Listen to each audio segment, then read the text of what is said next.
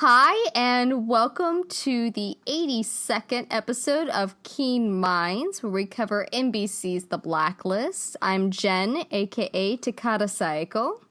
And I am Tessa. And we are on the second half of our episode for this week, because it was a double episode on NBC, or on The Blacklist, and this is Rassvet. It was a heavy mythology episode, right along the lines of Cape May and Requiem. And Ruin. Ruin wasn't heavy mythology, but it was a standalone episode of some. But I think it was still a slightly different category than the others have been, because I mean that was Liz's point of view, and Liz is very much a main character. It's her and Red. And so Cape May, well, I mean, to be fair, Cape May was Red's point of view.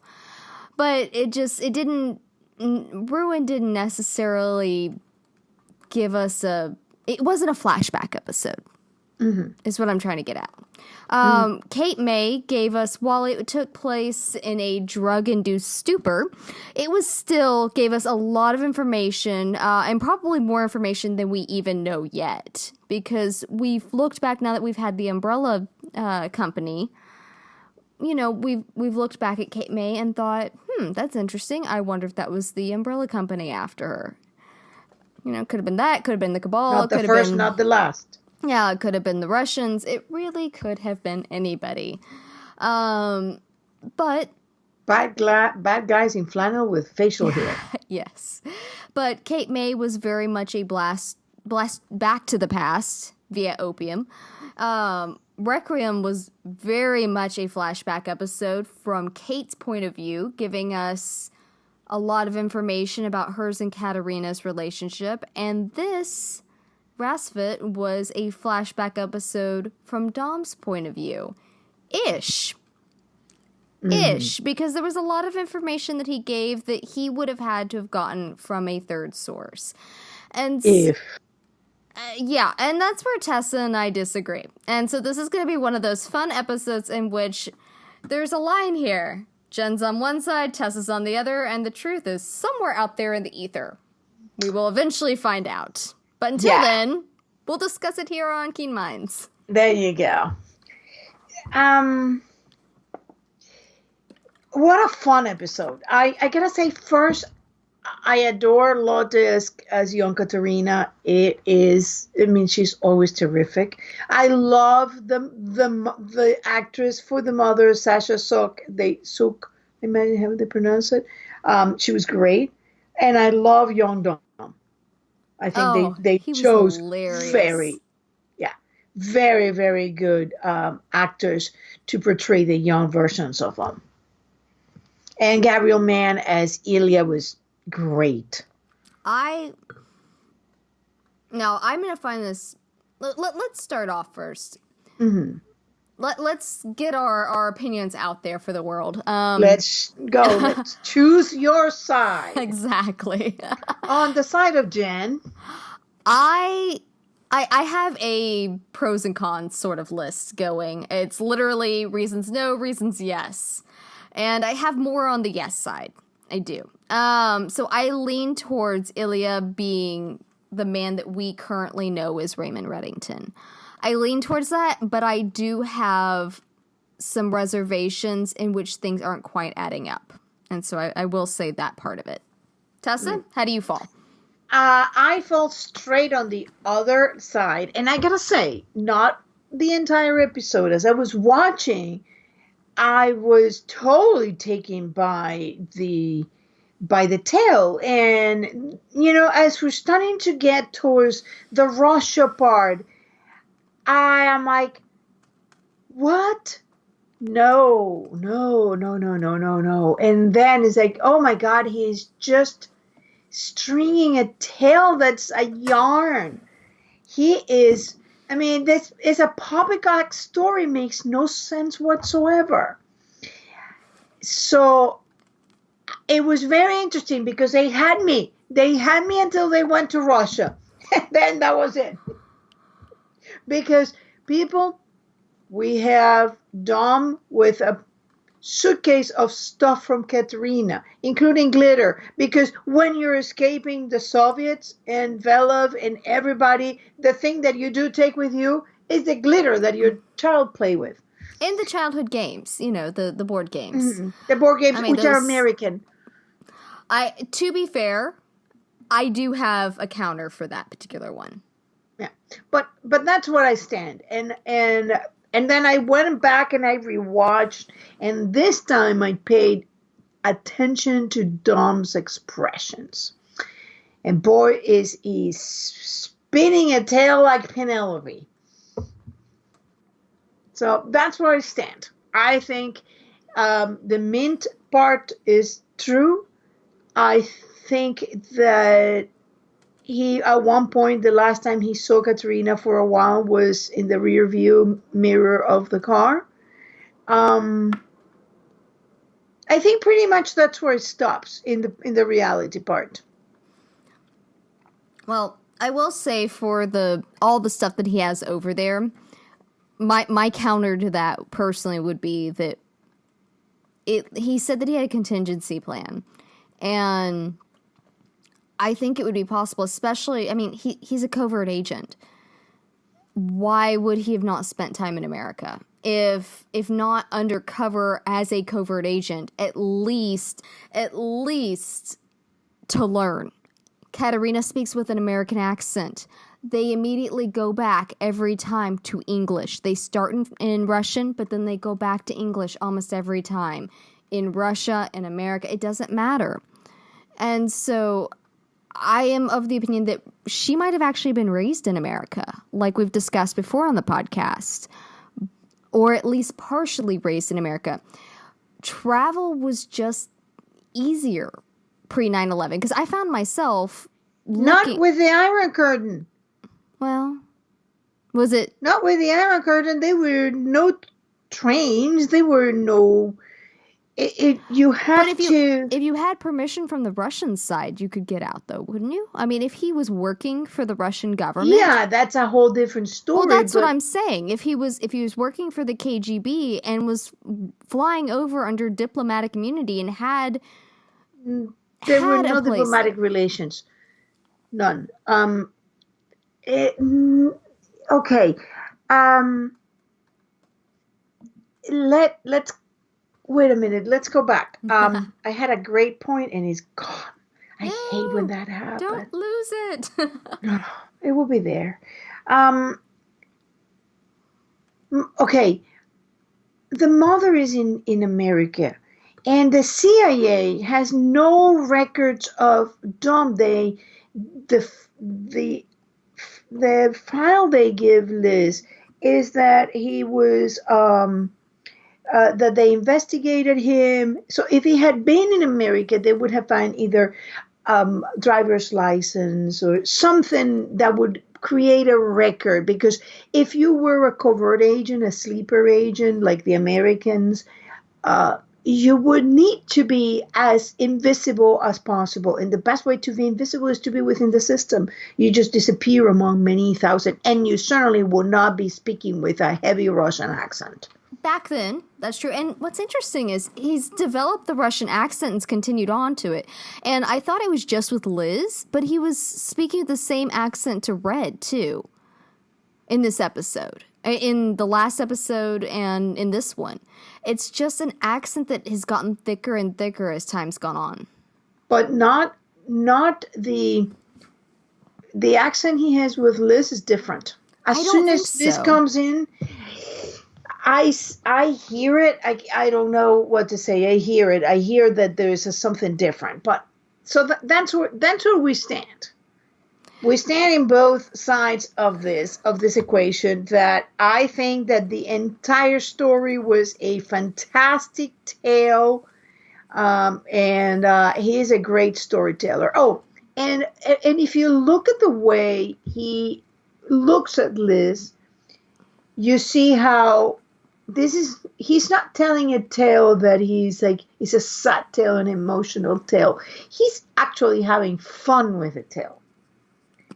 And it's apparent when they're in the car and he just like checking these things in her and see. And Liz is also feeding him everything that she knows, and he's going off on this. There is. I have notes about that. Like Velov was chasing her. So after she says Velov, then Dom incorporates Velov. The mother left her. Then Dom incorporates a call, but we never saw happening. Then the father, then they went to the father to Russia. And where did she ever got Russia? From Dom saying that she saw Katerina in the building that housed the spies, which, by the way, was the beat and spy building. So apparently in communist Russia, the beat analysts and the spies were all in the same building, and they went to work, like you said, regular office. Like, oh, okay, I got 9 to 5 hours for spying. So the whole thing is like, and Liz is eating up this nonsense, like no idea. And every time that Liz says, the person had to be there that night, then Dom incorporates that part. So it's very interesting how the episode is constructed, because you're in the car. It reminded me of Kate and Liz in the car, and so many things that have happened with Red in the car, like that's his office, is the car. And in this episode, they're in the background here. So that's where I stand. On my end, like I said, I have kind of a pros and cons list for it. Mm-hmm. On the cons, well, let's start with the pros, since that's the side I land on. Red and Dom's relationship makes so much more sense to me. She's making a face, but hang on. I think I just killed Tessa. She's like having a heart attack over there. Please don't die, friend. I do not want this to kill you. Oh, God. Oh, my God. Water. I need water. Okay. All right. Let's continue now that I almost passed out. No, for me, it really does. Because we've talked about for ages that there was a very specific type relationship between Dom and Red, and it reminded us a lot of Tom and Red. I feel like personally that the fact that Dom knew Ilya from about 6 years old, and that they were both in espionage. They were working for the same side. They crossed paths. Ilya stayed close with Katerina. That just made sense to me. It finally made sense, because you had, okay, well, so he's her father, Liz's father, or someone that was in love with her. Like what is going to make sense out of here? What? Because you taper on the dangerous side of, if he was just in love with Katerina, okay, that can get into some very dangerous, and like we talked about in the last episode, very controlling territory if suddenly he becomes obsessed with her daughter as well. Which, to be fair, it's still kind of an iffy subject right here. Whether he's Ilya or not, it's still dangerous territory. But that was one of the things. So you think that Ilya, being this childhood friend of Katerina, that steps up to the plate just to save Katerina, actually makes sense of the relationship? Because that's one of the point. Yes, I do. Because what I see is that Dom blames Red for colossal messes. Mm-hmm. He says that, as far as I'm concerned, you killed my entire family. He does a parallel between him losing Katerina, doesn't give Red the right to feel that they are the same, because Red has blaming what happened. And in the scenario of Ilya is a savior that gives up his entire life. We don't know what the Hobson's choice is, and that's going to be the key, I think. We still don't know what the Hobson's choice that was talked about in Cape May was. Okay, but hang on. Let me get through my list.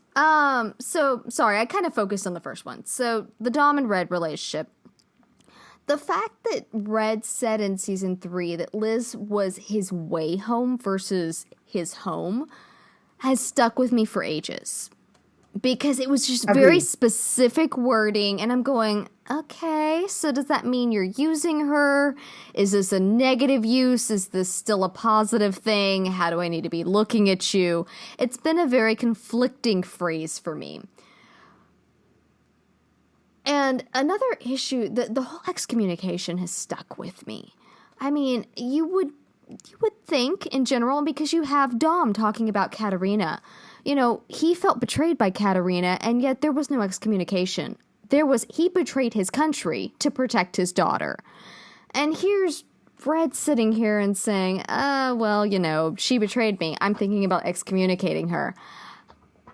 Yeah, it's still possible. He's her daughter, that he's her father, but that felt like there was space put between them. Intentional space and an entirely different I don't even know the word I'm looking for, but it felt like the reason that she was off limits was not necessarily Red's reasoning, but someone else's, probably Katerina's. It would also explain the meltdown with Tom. Just the utter and complete meltdown when she, in season 3, wanted to remarry him. If he got thoroughly burned, you know, if he loved Katerina all their lives and gave up everything for her, you know, went out on a huge limb for her, and then still something terrible happened, that's gonna stick with anybody. And so he has with Tom, it comes back to this distrust of spies. And whether he is the original Raymond Reddington or he is Ilya, he was a spy. So there's got to be something there. And in the last note I have on here for reasons yes is actually something that Blacklister 214 mentioned when we were chatting about it today. Because I had this brief moment of, well, maybe when Katerina said that Reddington was dead, that he died in her arms, she was lying to Ilya, and he comes back later, kills Ilya, and Ilya is the one that is actually buried under the tree. That's my theory. And that was the statement I made to her, and she goes, okay, well then why on earth was Reddington so panicky over those bones getting out there? And that's a very fair statement. If he really is Raymond Reddington, why would he care if other people thought he was Raymond Reddington? He's been telling everybody he's Raymond Reddington. Why would it matter if Ilya, what's Ilya's, I keep forgetting Ilya's last name. Starts with the K. Koslov. If Ilya Koslov was buried under a tree, like, why would he care? Why is that a big deal? And so, those are my reasons, yes. I have some hesitations. The roommate from the Naval Academy recognized him without missing a beat. Why? And multiple other people. There's a possibility that Cooper knew him. Why would Cooper think that, you know? There are just multiple people. Tacoma Park and the Bubble Girl. How do they fit in? Who are they? If he is Ilya, did he have a whole other family? He wasn't wearing a wedding ring. He would have just thrown these people away. Why would he go back to them years later and suddenly become so nostalgic over them if he was willing to just toss them away for Katerina? And Kate. We're going back to, you put her in my arms as a baby. Did she know Ilya? But I also have an alternative for that one that it's super simple. Ilya knew Katerina. Ilya was part of the Russian government. He could have known Konstantin Rostov. Shown up at their home, met little Liz, baby Masha. Not too far-fetched there. So that one gets offset a little bit, but that was my third point. Anyway, more points on the yes than the no. So as of right now, I'm leaning towards Ilya's red. And that's from a entirely show point of view.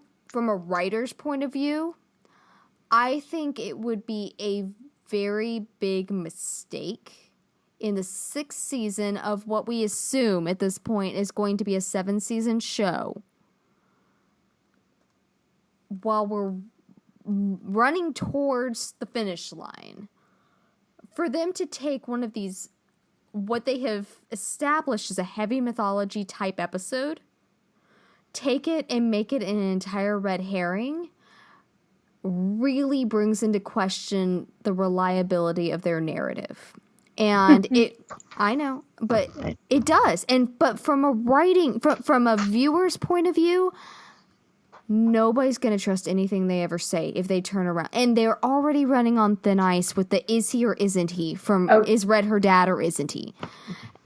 And so I have a lot of hesitation believing a team with this kind of talent would be willing to just throw that all away. If this was early on in the series, okay, sure. I could roll with that. It's not early in the series. We're in the 6th season. We're in the home stretch. I do not think this was one big red herring. I don't think that's possible. But saying that, since it was all told from Dom's point of view, it is impossible he didn't get some of this information from somebody. Either Reddington himself, from Katarina. Well, really, Red or Katarina is... those were our two options. Because as they were, Kat was ready to throw herself off the balcony. Those were the two there. Because that's a lot of information to fill in that he wasn't there for otherwise. And this is a lovely tale. But that's what I'm saying. I cannot believe that the writers would do that because it would decimate their reliability. And they don't have that option here. Let me go to genre again. We haven't talked about genre in so long. I was missing the subject. You and I have so many issues because you are convinced genre covers both television and books. And I'm telling you. Yeah, but what is exactly the Balkan background here? Features, not novels. There's still a difference. It isn't. Not in the genre. Yes, there is. Okay, there is a movie. I wish I could remember the name of it, but it's totally gone. And I think I wish I could remember the name of the actor. But the movie goes like this: you are in there is this guy who's told to start looking for a mole, or he discovers that somebody is a mole, and he starts looking for them, and it's his boss, and you spend the entire movie thinking this guy is, finally is the boss, and is the girlfriend and of the boss, and they're, and then at the very, very end, they turn the tables around, and he's the spy. He's chasing himself, and he had managed to throw everybody under the bus. And it happens in the last maybe 10 minutes or 5 minutes of the movie. And every book that you read is like that. There is a series called Bodyguard. It's a British series.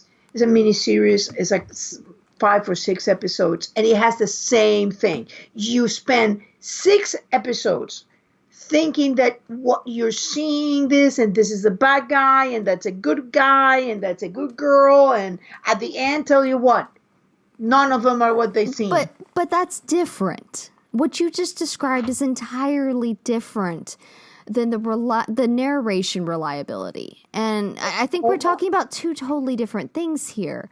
Assuming that someone is good or bad, we don't know if Reddington's a good guy or a bad guy. That's still in question. I haven't finished. Okay, all right. I haven't finished. Hold on, before you make that out. Hold on, because you're going to come back to that. I'm sorry, I jumped in, I'm sorry. I know, it's because it's exciting. We love discussing these things. The Dom and Red relationship, Dom blames Red for what happened to Katerina. And as the tale was told, Katerina said goodbye to them. Red was already on the way to being Reddington. And Katerina, and I mean, he's the hero. He's the hero of this. He jumped in, abandoned his life to protect Katerina, protecting his child, and even emptying his bank account so that Katerina's mom can have another identity. There is no base for me for Dom's kind of like, yes, I accept you, but boy, could I get rid of you. So that to me is one of the points for which I say this doesn't work. It just makes no sense of the relationship between Red and Dom. The second thing is the Russia aspect. There was a Cold War. There was the Iron Curtain. Trouble wasn't easy, and even if he was part of the government, when they were looking for him, his passport would have been flagged entirely, and he would not have been able to leave legally. So, again, glitter, board games. That's what I was saying. Is I think that stuff was already in America when he left. Why? I think because if he was part of the KGB, I think that he went to America to study. And that's what I'm saying. I think that Katerina was raised, at least in part, in America. And that's why she speaks with an American accent. Exactly. And then Dom was speaking with this thick Russian accent that he had when he was telling the tale. Doesn't make any sense. There was no way that he didn't have a giant arrow saying, I'm Russian. I'm KGB. The whole thing. That doesn't mean he can't fake the American accent. It just means that he wasn't choosing to. I don't. Maybe I'm just not following. I'm sorry. I think that what happens, and you have to kind of. This is very typical of the genre, be it TV, be movie, being a series, is that they will show you something and it will be turned on its head, and then you'll see what was that you were seeing. So what I'm seeing is that whenever anybody is saying, I believe this, the explanations for the things are becoming so complex that to me makes no sense. For example, the reliability of the writing. It could be a problem, and it would be daring. But think about it. They finished telling the tale, and it's such a pretty tale, and Katerina and Liz is immediately like, oh, my mom was not so bad. Maybe, she loved me. And then like, oh, Dom is now my family. My daughter and my grandfather. It's all this like, and then she tells Red, I know who you are. I know you're Ilya. And Red face is like, okay. And immediately leaves from Hong Kong and goes straight to Dom's house and says, I know who I am. I'm supposed to be Ilya in this thing, but basically that's what he says. I know who I am. Tell me what you told her. And this to me is like exactly what they've done in every time that something big is told, something throws into disarray what they just told us. So completely eliminates the credibility. The fire, Dr. Orchan tells her, you may never know what happened. Anything that is told is, except for Requiem, is always thrown as believe at your own peril, because they're already telling you by Red just simply saying, you tell me what you told her. I mean, if he had been his story, he would have known what he told her. Word by word means I gotta know what you told her, so I gotta tell the same stuff. I disagree with that. Is this a good point to jump in? Is this okay? Yeah, jump in. I'm not done, right. but jump in. All right. Put a pin in it. Make sure you know where to go back to. Yeah. No, I disagree with that specific point there that he would automatically know, because it's kind of like what we've talked about before, that Liz thought she knew everything when she got some of her memories back. There was no she said, I know everything, but there was no telling what exactly she knew, because she couldn't know that she knew everything, because she doesn't know what she doesn't know. And I think that because Red wasn't there, he doesn't know how much of the story was told, if only a piece of it was told, if the entire thing was told. For all he knows, they had a 5-minute conversation in which Dom sat down with her and said, so, the guy that you know is Raymond Reddington, his name is really Ilya. He was a childhood friend of Katerina Rostova. There we go. There's your answer. Short and sweet. I mean, now, granted, he knows Dom, and he knows that's probably not what happened, but Red can't fight. He can't defend himself if he doesn't know exactly what Liz knows. He is in the dark, which is very rare for him. And he's also without Dembe, so he doesn't have his, but both his physical protection and his emotional protection in a lot of ways. He's feeling very vulnerable, and suddenly Dom throws, like he says, all of this out into the ether. And so I think that as a way of self-preservation, he wants to know exactly what was said so that he knows how to counter it. He was very stoic.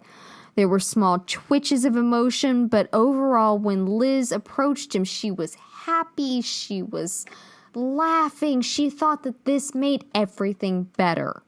And it was okay. He and Dembe were going to be okay. He and she were going to be okay. Everything was good to go. Because she knew who he was and she had the answer. And he didn't feel that way because for once, the power balance was shifted away from him. Not maybe towards Liz necessarily, but to Dom. To someone other than Red, because Red doesn't know what was told. And he's not used to being that person that doesn't know everything. Okay. I totally disagree. I can't tell you. I think that the moment that Red went in there and said, "I know who I am," that was it. I mean, he didn't have to tell Dom that. He would have said, "I know you told her who I am," but the phrasing, "I know who I am," means I know who I am in the tale that you told her. I just need to know the rest. See, I read it a completely different way. And to be fair, I think that a lot of people are reading it a lot of different ways because I've seen a couple different theories that are, out there right now.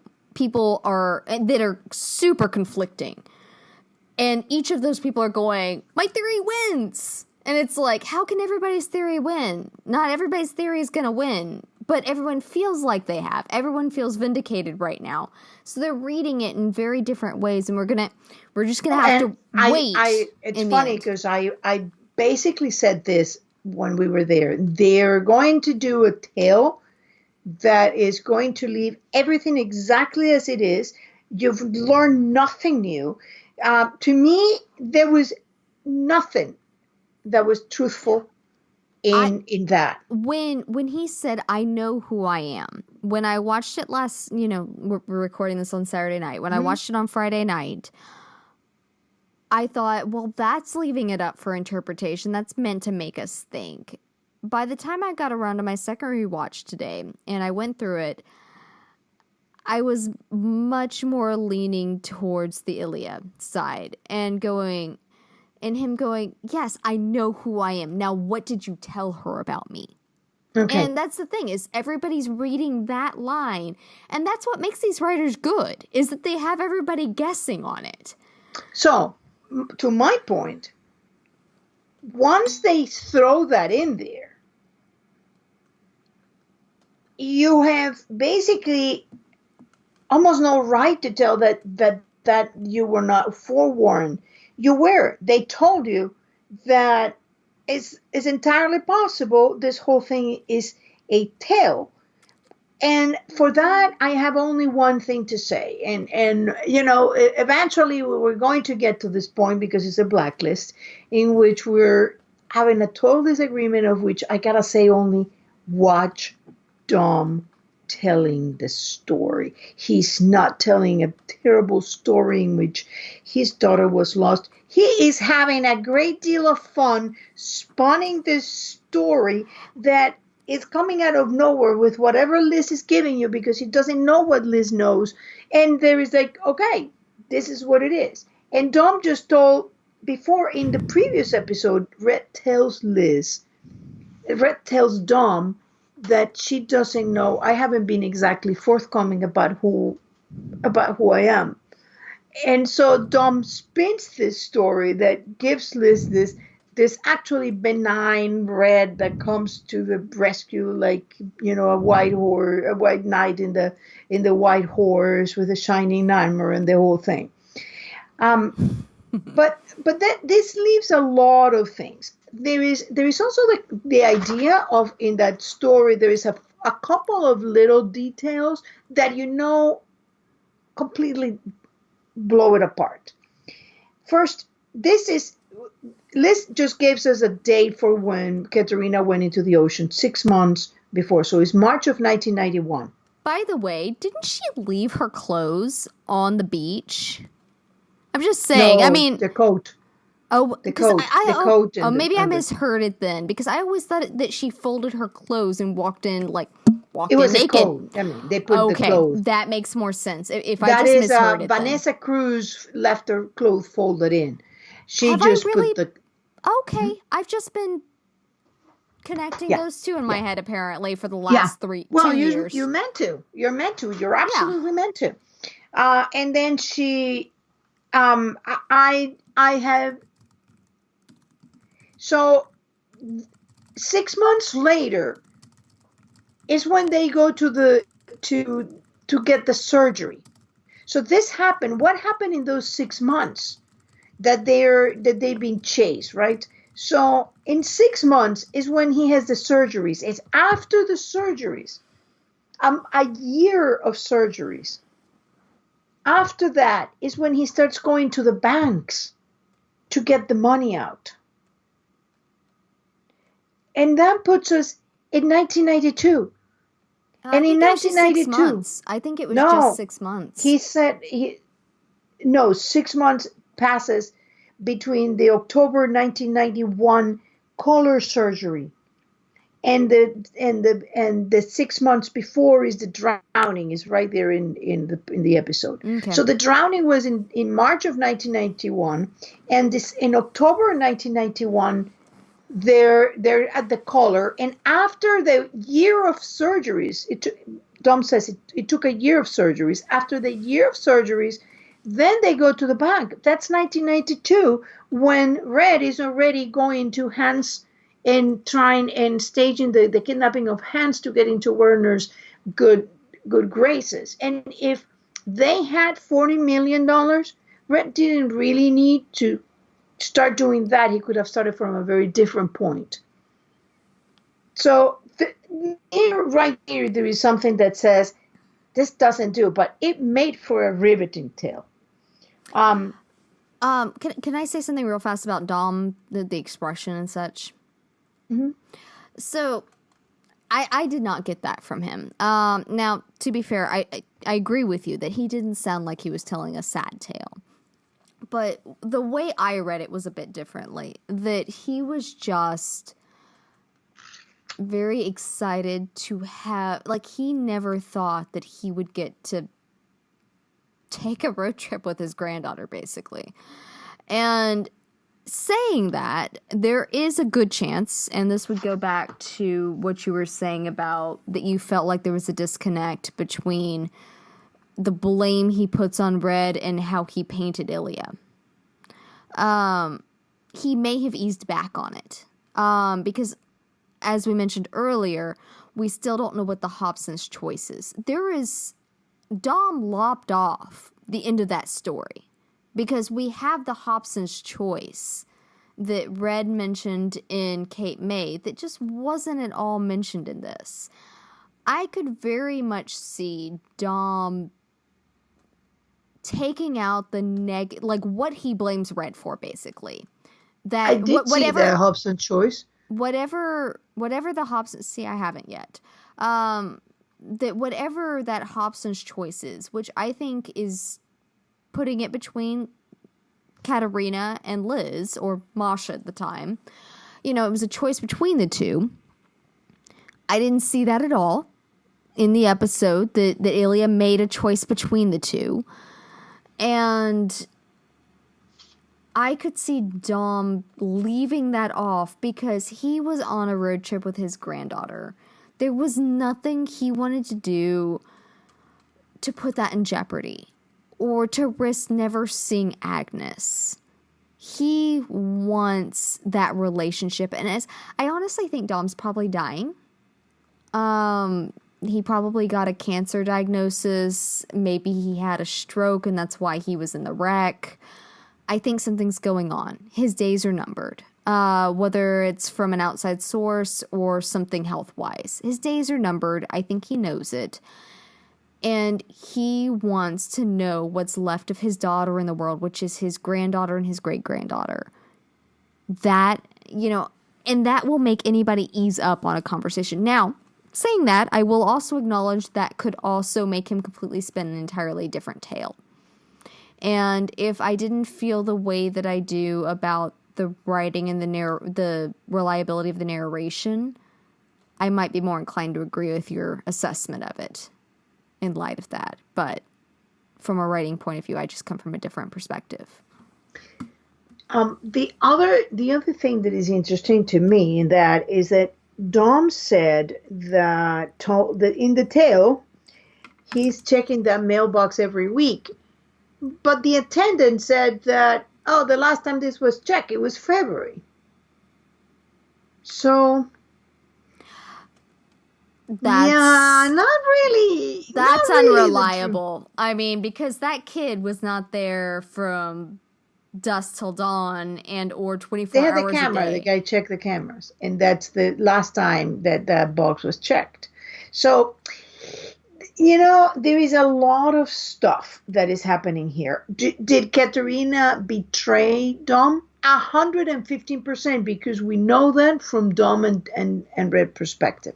So either Katerina working with a cabal was a betrayal, or Katerina working with the CIA or the KGB. One of those things was a betrayal. And that much is pretty obvious. But I also want to raise what Red says at the end. I am what I am. Popeye the sailor. I have that in my notes because the quote's actually... You know what the second episode of Popeye was? Well, the thing is, he said, I am what I am, caught by the sailor man. That was the phrase. I am what I am, caught by the sailor man. Popeye. Caught by the sailor man is what... Because I went back and I looked at it. What did you hear? Popeye. What does that even mean? The cartoon. Oh. And you know what the title of the second ever cartoon of Popeye was? Huh. I am what I am. Not what I am. I am. Yeah. I am what I am. Popeye the sailor man. Okay, that makes a whole lot more sense. And then, I was Googling that and going, this has to be a quote from something. And all I'm coming up was Popeye. And I'm going... Because it was Popeye. Yeah. I feel like a moron. He's saying he's the sailor man. Now we're getting to all that Balkan camp. I've been talking about a pencil pusher and the whole thing. Remember he's saying there was one Reddington, one was a pencil pusher, the other one was not, and that's a pencil pusher. Ilya is a pencil pusher. Yes. Ilya Kozlov with a big K under the tree. And the skeleton used by Red to spin another tale for Kate. Because we still don't know what Kate thought what she was giving when she gave those bones to Liz. I know what we think they are, but we have no idea what Kate thought they were. We can't possibly know for sure at this point what her... We know what her intentions were, but not that she knew who the bones belonged to. Only that there were bones there and she thought she knew who they belonged to. Exactly. So going back to the bones, we have bones, all bones, that are in a suitcase. By the way, did you see that when he's in the station, there is a suitcase that looks like almost exactly the same? So they're making a very specific point that those suitcases belong in that time in 1991. Mm-hmm. And he ends up and somebody ends up in one of his suitcases right under a tree carved with a K. And the man who is supposed the savior is also a lot taller than Katerina and has long kind of blondish hair. And there is a man at the fire that leaves intact and is not the guy who died. That looks just like him before. So that was him. He had surgery and he ended up looking like him when he's going at the banks. So if we're talking about height differences, that happens all the time with actors. But this is specific. I tell you why specific. I mean, I've seen that argument made by Red Arena fans, and I will just say that kind of stuff, it drives me crazy. Don't get me wrong, because I've seen actors that are supposed to, when they're kids, they've got brown eyes, but when they're adults, they have blue eyes. And it drives me nuts because all it takes is contacts, people.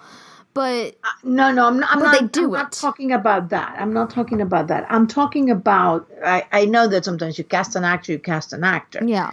And it's not like you can shrink down or build up. I mean, in the fire scenes, they make a very specific moment of showing us that little drawing with a taller guy, much taller guy, and a woman with a little girl by an apple tree. Now we have met somebody that Dom is casting as being Ilya and being Red, who's taller, has longish hair, and looks just like the guy who's in the fire fighting with Katerina. Okay.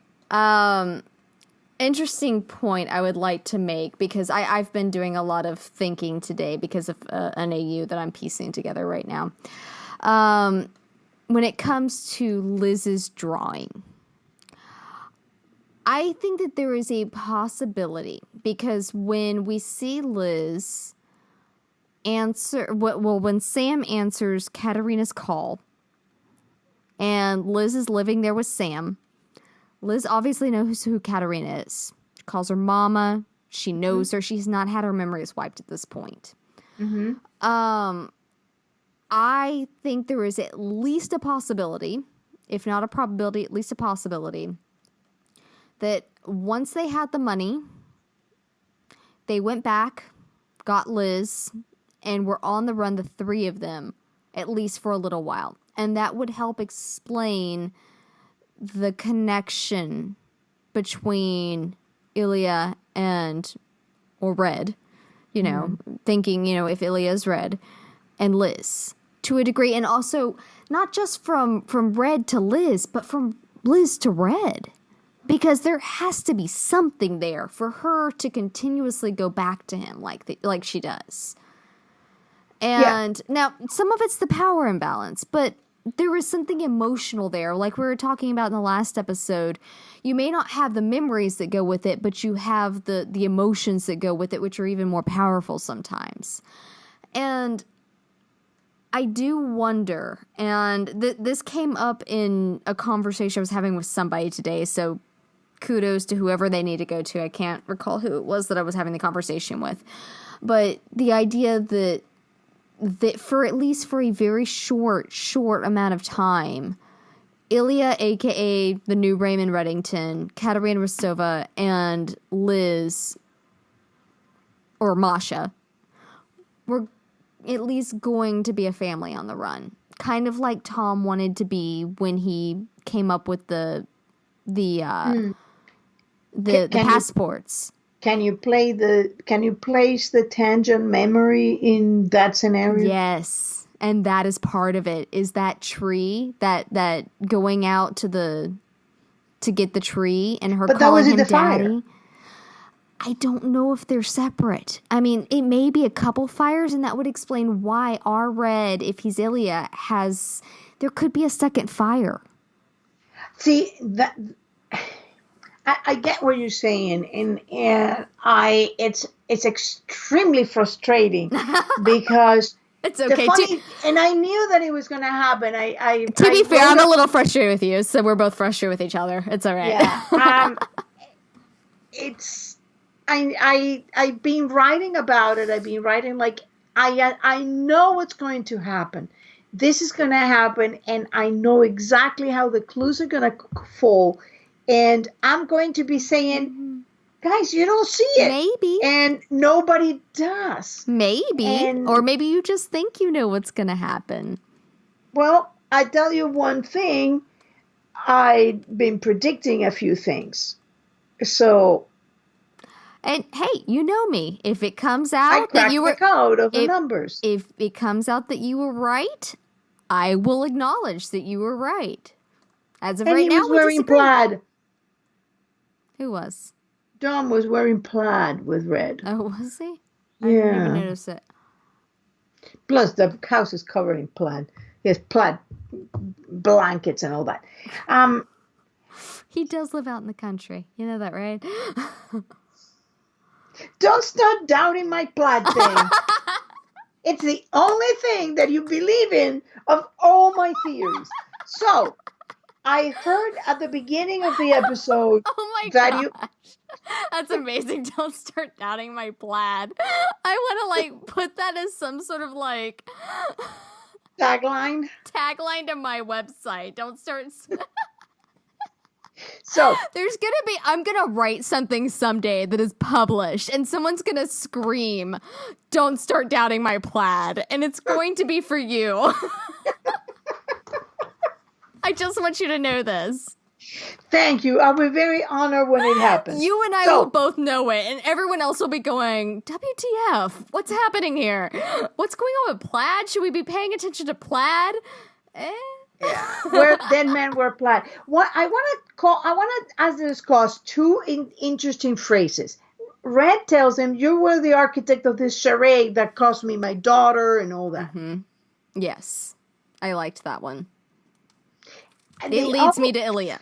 I mean, now, does it not you? How does that not lead you to Ilya?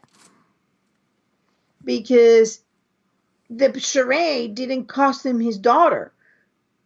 The charade saved his daughter and the granddaughter and put his wife into safety. The charade was not that. I see where our disconnect is there. Because I'm still following it through to the Hobson's choice that I don't think we know yet. Okay. I think the idea of the Hobson choice as seen is that unless there is something that they're going to show us in the future, that's a whole different thing. And that's what I think. I think there's still a Hobson's choice to come. So if they're going to show us something in the future, that's a whole different thing. And when that happens, I'll adjust. Mm-hmm. But I'm not going to start putting the cart and the road before the horse. I got to have the horse first. And my horse is telling me that at this point, what I do know is that in Cape May, he was hallucinating. He had not been there with her. She was alone. And when everything that happened is just Red, it's just him. He's making a couple of little details. And you know me that for me, the little details make the whole thing. He says that killing Sam was, of all the difficult things he has done, the most, perhaps the most. So killing Sam is the hardest thing Red has done. And then when he's talking about the Hobson's choice, he says, it was the hardest thing I ever had to do. So that can't be in the same sphere.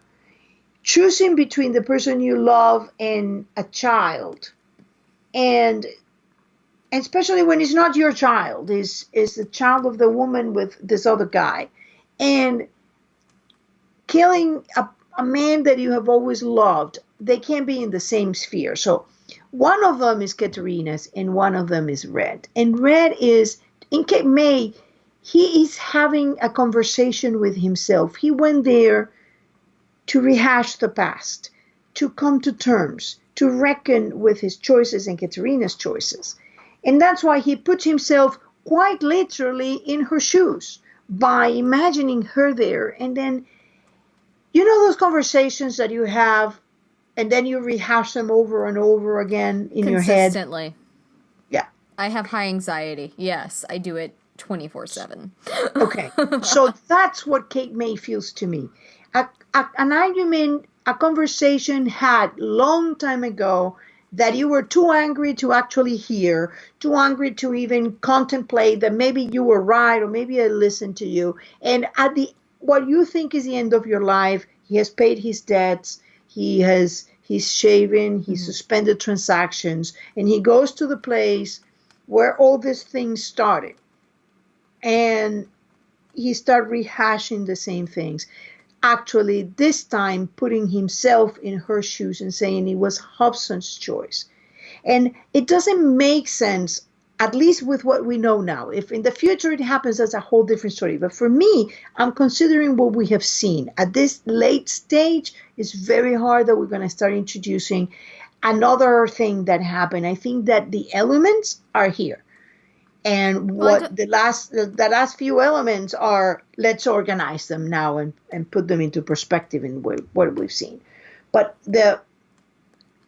and it's that moment when he's alone, when he's rehashing arguments, when he starts talking about there was a woman I love, she was my heart, she was this. Then he goes into why you commit suicide and the suicide speech and the Hobson's choice. I had to choose between a woman and her child. And that is, I think, where is the thing. He's putting himself in Katerina's shoes and imagining, what am I have to choose between a man and his child? So Katerina had to choose between a man and his child. When he internalizes that, says a woman and her child, to put himself in Katerina's shoes and imagining the person I love and the child. What do I choose? So I cannot see that because of the hardest things he has done is killing Sam, that now the hardest thing he has done is decide between the woman he loved and a child. Okay, so you think, hang on, I just want to verify. You think that the Hobson's choice was actually Katerina's, not Red's? Yes. Okay. I think we are coming at it from entirely different points of view. Entirely different. I have probably watched or have it running as I'm working Cape May, I kid you not, probably 50 times. And it kept thinking there is something I'm not getting. And it was when I saw this, it's only me. I'm having the conversation from my point of view and from Katerina's point of view. And if you're in Opium, you know, maybe he puts the whole thing, because he's also talking about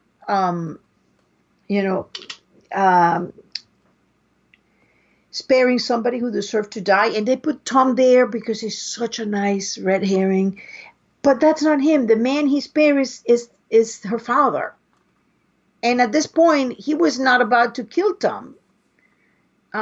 It's her father, is himself. He considered killing himself and decided against because it was all that Liz had to live. And for me, the more, I mean, if anything, this whole thing left me convinced Red is Raymond Reddington. It's not who he's always been, but that's who he was at the fire. And he was presumed dead. Ilya Kozlov became like him to get to the bank and get all that money. And then Red found out what she had done. And then he cast her away, excommunicated her, and said, no, you can't come back. And like I said, I've had that rush of theory. The question becomes, why would he care if the bones were discovered then? What would the point be of that? Like why would he be going to these extreme lengths with Liz, with everybody else, to hide the fact that he is who he says he is? Because we don't know who Ilya Kozlov is to him or to Katerina. Maybe. We don't know. We all know that I know that Ilya was at the fire, and I know Red was at the fire. And we don't know what connection there is. And that's a part that we don't know. I mean, and you asked me at the beginning, how does Carolina fit into the scenario? Mm-hmm. Like a glove. Okay. I'd love to hear it. Go.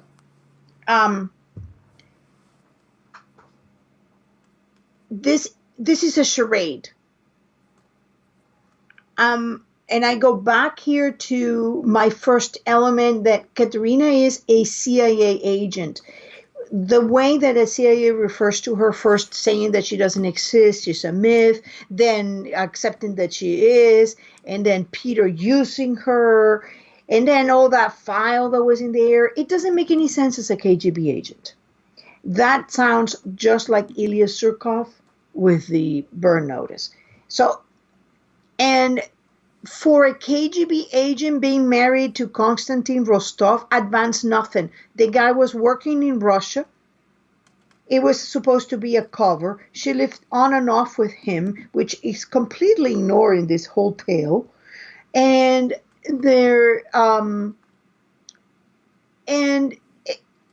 it provided no cover because the guy was not in the embassies providing Katerina with options to go at Reddington or anything. It was just a guy living in the woods and going to Russia to industrial town. So, this is not looking so good already. But once you put Katerina as a CIA agent whose job was to infiltrate the KGB, then everything starts making sense. And that's the basis of Carolina. A lot of people don't understand Carolina because they don't understand that Katerina's KGB, it may sound good, but once you start like peeling the thing to details, it doesn't make any sense. But if you think of her as CIA, then what Konstantin was her springboard into Russia, to get in there as a KGB agent, making credentials by siphoning a lot of information out of Reddington, which in reality was a charade.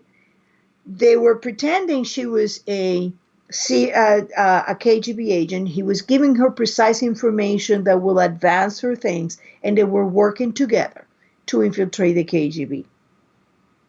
That's what I think was happening. What Red did not know is that Katerina had also started to work with Fitch, advancing Fitch's plan, which was to end the Cold War by using the cabal that would make everybody, the apparatchik, get rich. They would overthrow from the inside the Soviet Union, and then they would get rich, and 25 years later, they will come back to the plan, to the Cold War. That was the plan, except that Fitch made a fulcrum that could have ended the cabal from the inside. That doesn't sound like a good thing when you're doing that, except if your objective is simply to infiltrate the Soviet Union, have an agent there that would identify the targets for turning for the cabal to overthrow the Soviet Union from the inside like a Trojan horse, and then have the fulcrum out and destroy the cabal, and the world would never return to the Cold War. So it was a brilliant plan to end the Cold War with as little death as possible on both sides, using greed, which is great. Using Greek. No, greed. Greed is. I thought you said Greek because you said No, no, Trojan. no. You said Trojan horse earlier. Using Greek. Oh, we're going into it's Odysseus basically, and so it was working fine, except that the fulcrum goes missing, and now they're in a little pickle because they can't end the cabal, and now this thing is just gaining. It's becoming a monster hydra with many heads. And by the time that the fulcrum is exposed, it does very little to the cabal. Yeah, it exposes them, it takes them down a few notches, but they're still there and powerful. But the thing is that Red and Katerina fall in love, and she takes an identity under which she marries him. And she spends on and off time going from one man to another man, and Liz actually is very good at it, and she gets taken everywhere. And one of these guys is Ilyas Koslov. I think Ilyas is the father of Jennifer. And he's the Bones. And he's the guy who ends up dead. And when they discover the Bones, that's the connection that creates from the Bones. The Bones is Jennifer's father. I'm still not sure, though, why Red would have such an issue being tagged as himself. It's not himself. That's the thing. It's like there is something that people are forgetting because the writers are so good at distracting us. It's like a magic trick. You have your attention here, then they put on the backside, they're doing something. You're not seeing your attention is here. But think about it.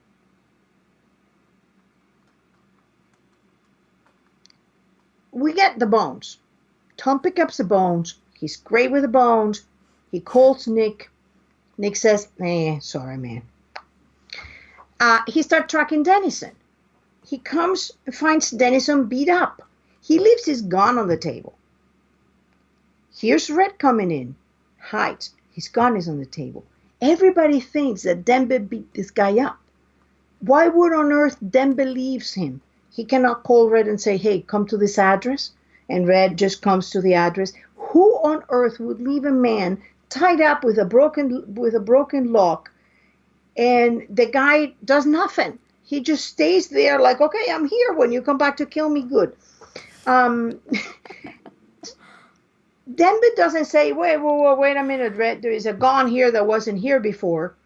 That means that they weren't there. They just arrived at the same time. Why Red kills Dennison? Because if he's beaten up and alive, it means that he hasn't produced any information of value, which means he's left alive in order to go back at him and have another go. And if he hasn't said anything, he's not going to say anything. So he kills him so that it's no value for anybody else. And then the person who beat him up, I think, is still in the apartment. And hears Tom say that he has the suitcase. I think that person is Katerina. I could definitely see that, yeah. Yeah. So Katerina is there. Katerina hears Tom has the suitcase. She devises a method, bloodless, of getting that suitcase. She goes back to Nick, and we see this very weird scene in which Nick, after saying no, that same night, we see him in the car. We don't see who's at his back. We don't see anything. He's at the car and say, hey, suddenly I changed my mind. I can help you. And then we're introduced to this very bizarre character, Pete, whose background doesn't match what Tom digs with records, and who then take possession of the bones. And after he takes possession of the bones, those bones don't look the same. They have tissue. They were when they didn't have before. They're broken when they weren't broken before. We have no idea what happened to those bones, but they're not the same bones. Not only that, Nick says that Pete said that he extracted DNA from a tooth. None of that is shown on camera. Not even a 5-second segment of Pete extracting DNA. Nothing. But meanwhile, we're spending a lot of time going to the park, extracting the ID. We're having domestic scenes. But the important thing that actually I can tell you why they had all the domestic scenes. That is a very typical thing for shows to do when they're about to kill someone off. Yeah. Is pander to the audience that likes them. Okay. But not only that, we had the little golf scene, the mini golf scene. We had so many strenuous things. The golf scene with Red. I know exactly what you're talking about. It's okay. It's very typical for an opening scene where Red's giving information. Exactly. But my point is not that those scenes are not used, is that we're getting a lot of scenes and not a 3-second shot of Pete working on those bones. Consider that. Would you have done that? Would you have left this extremely important connecting piece to what a character said that another character said that is not done on camera? Maybe. Maybe. I mean, like, if I had, you say that. If I had time, yeah, I'd show it. If I didn't, or you know what? There are also times when you think, hey, I'm giving them this information. It's getting described verbally. I don't have to take the time out of my script. Okay. But hear me out. Okay. And tell me if this thing doesn't make sense as it is. So at this point, Pete says that he extracted DNA from the bones, from a tooth. So even if he's saying the truth, it's all about a tooth. And we have had plenty of tooth being filed, changed, implanted, removed, all that. But that is all done off camera. It could be true. But what if it isn't? That's true. That's very accurate. And at that point, all we really know is that Tom goes there and says, well, have you tried CODIS? And the guy says, no, I can't. So he provides that and forces Pete's hand to try CODIS. And it's when they stand in CODIS that we know for sure that's the only thing that we are 100% certain is that Pete introduced some DNA, we don't know where it came from, not for sure, that matches Raymond Reddington's DNA that previously wasn't there. So likely it is the DNA of Jennifer and is set to match her father. So 50% match with a male. And so all we have known really is that the DNA that everybody says, oh, that is Raymond Reddington or the real Raymond Reddington. All we know is a DNA that matches Jennifer that likely match of Jennifer was introduced, whose origin a character that was very shady said he got from a tooth. And a show that will show you the most bizarre things being done. And that matching point upon the entire edifice of Red is an imposter and he took the identity in 1991 is constructed. That entire edifice is predicated on a tiny pebble. Pete said that he did DNA from a tooth. So that's what I'm saying.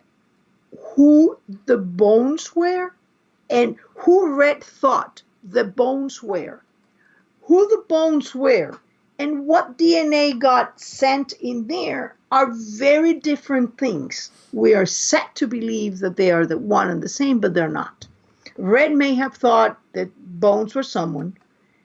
Kate may have thought the bones were someone else, etc., etc. I don't disagree with that. My issue is, why would Reddington have an issue when Liz says, okay, well, we found out the bones were actually Raymond Reddington. Like, why does he agree with that? Why not just take a DNA test? Because they didn't show them as Elias Koslov. So that's good. he didn't know that they were going to flag him as not being Raymond Reddington. He had no idea because the bones were not Raymond Reddington's. They were Elias Kozlov. So he doesn't understand why they were supposed to be Kozlov. And he was afraid he was going to be identified as Kozlov. And now suddenly they're identified as Raymond Reddington because he has no idea that Katerina is behind the scene manipulating everything as she has always done. I will say, as I always do, that if it comes out that you're right, I will be one of the first ones to tote your praises. Yeah, well, I know. I'm going to have a lot of bottles of wine from Reddit. There was something. I don't remember what it was. I'm totally blanking on what it was. But it's like, I looked at the episode and I went, Tessa was right! And I'm trying to think what it was on which episode. But there was something that you had called within the last 3 weeks, and that happened.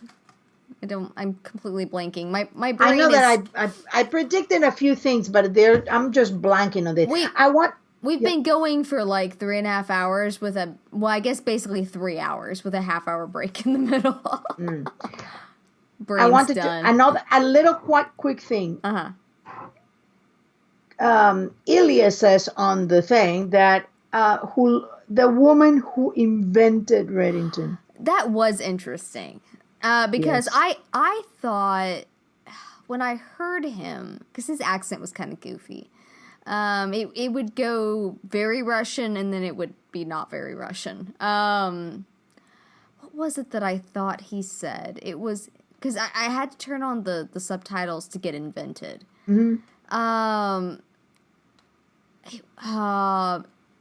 Infected was what I thought I heard. Like, someone that I know, but like, don't take it that way. Shush. It's not the way I.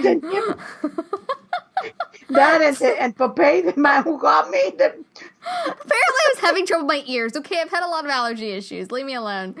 Stop judging me.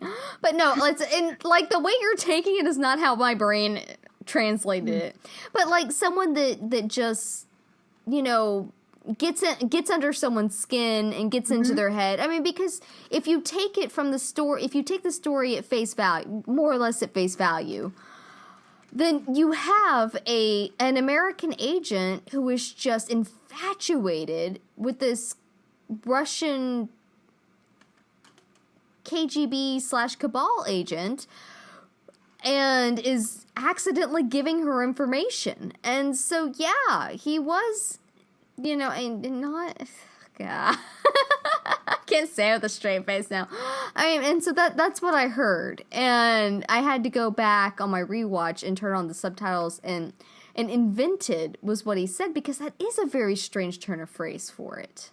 So you have two things. One, Red is the architect of this charade, and the woman who invented Reddington.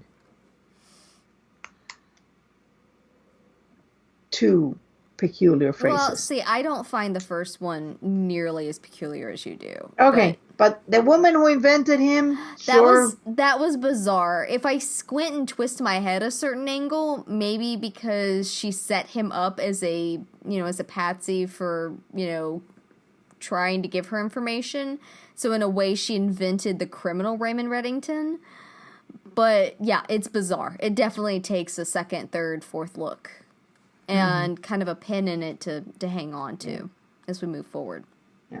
So for me, for my theory, to wrap that up, Carolina, it gave me the name of the bones.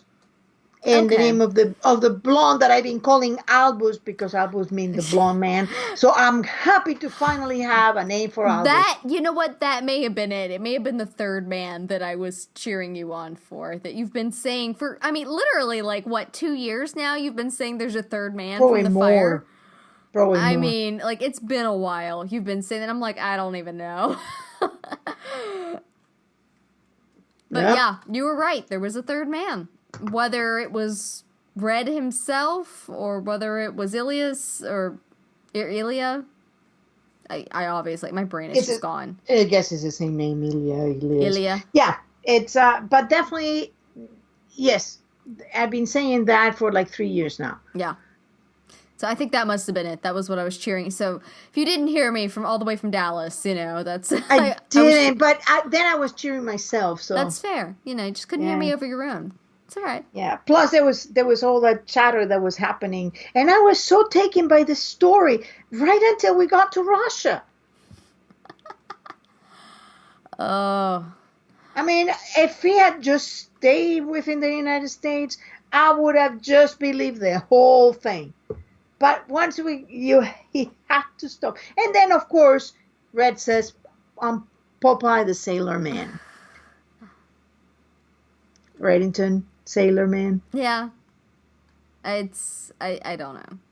And excommunicated. Like his father.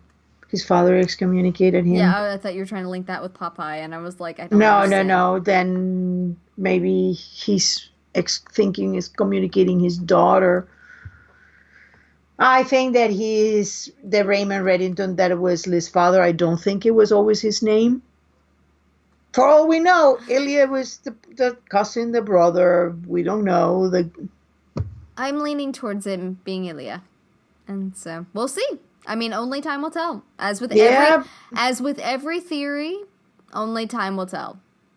Yeah, it's and the funny thing is they are so good about keeping them all alive at the same time. To a degree, I agree with you, but I also feel like, and I'm sure I put myself in this, I mean, heaven knows I was when Tom was alive. Oh, and by the way, I will say, because I do try to say when I was wrong, I think that this, if I do believe that the story is true, I do think this finally killed my Tom and Liz knew each other as kids. Or at least made it much less likely.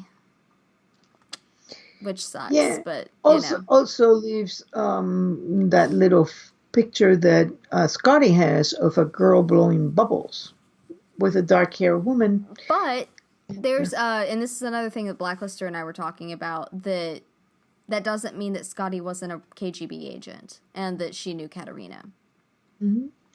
So it doesn't entirely kill my theory, but it's it's there. But if Bubble Girl is Ilya's daughter, I guess all three. Oh, I didn't even touch on Bubble Girl. Who was Bubble Girl? Because there couldn't have been anybody that he was in there. I mean, what kind of monster will abandon his own family to go protect the daughter of another woman? And meanwhile, your family, like, I don't know, whatever. Apparently a moral relativist. Relativist. Yeah.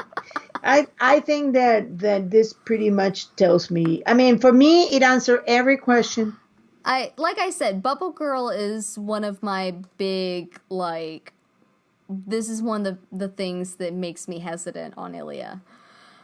But we'll see, and, I mean, we're almost at an hour and a half for just this episode. Yeah. Well, we knew this was going to be. We did, and that's why we split them. But, we'll see moving forward. We've got 3 more episodes, I think, for this season. Did you find something interesting?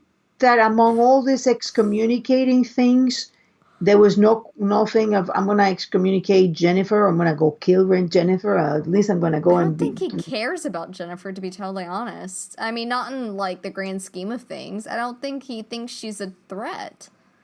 She was a pawn. Mm-hmm.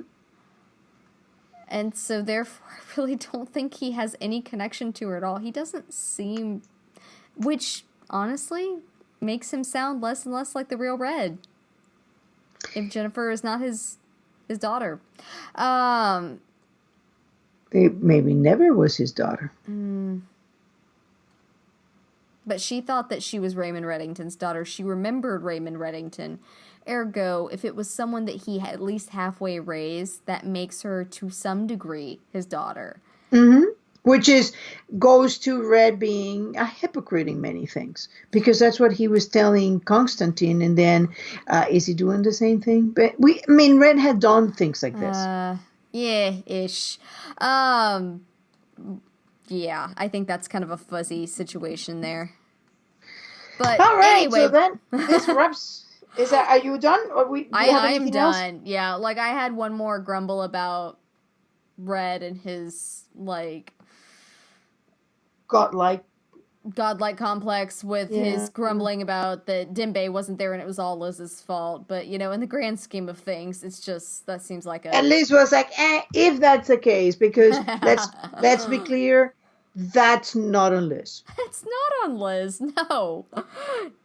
I mean, no, I'm just not even getting into it. He looked like a broken little panda in there, but he's not. Broken little panda. Oh my gosh. He's not. All right. Well, guys, we appreciate you. We've seen you twice this week at the end of this episode. You can catch the episodes on iTunes, on SoundCloud, and YouTube, and you can talk to us on Twitter, on Facebook, and on Tumblr. And we would love to know if you land... Which side of you are you? Just choose your side. Are you on Jennifer? Red is Ilya, or are you on Tessa's side? Red is red. Team Tessa, Team Jen. There you go. There you go. Pick a side, people. Do it. Do the thing. But we come away from it friends, right, Tessa? Absolutely. It will be a sad time when you cannot be a friend of somebody who doesn't think exactly the same as you. Yeah. Because, boy, the world will be just so boring. One, it would be boring, and I don't think I've ever found another soul that believes everything the exact same way that I do. Unless you become a clone of what they think. Yeah, exactly. Yeah. So, sad days. Sad days. Be nice, be kind, and don't be afraid to make an argument. Arguments make friends. Or they should. So long as they're arguments and not fights. There you go. Debates. Yeah. All right, guys. We will see you next week. Bye-bye. All right.